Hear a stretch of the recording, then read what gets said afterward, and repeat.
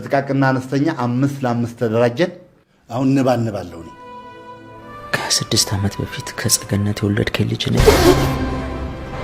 እኔ እናንተ ደረጋኝ በቃ ተው። የሁለት ልጆች እናት አጥቢ በቃ ያ ጡታ አንተ ኪስትምጠቅ ኦገስ እንዴት ሳድርጌ የሆዴ ላሳይሽ ምን ቃል ተናግሬስ ውስጤን ልግለጽልሽ። እኔ ታውቃለህ ከልጅነቴ ጀምሮ ኩላሊት የለኝም። ሁሌ የምመካብህ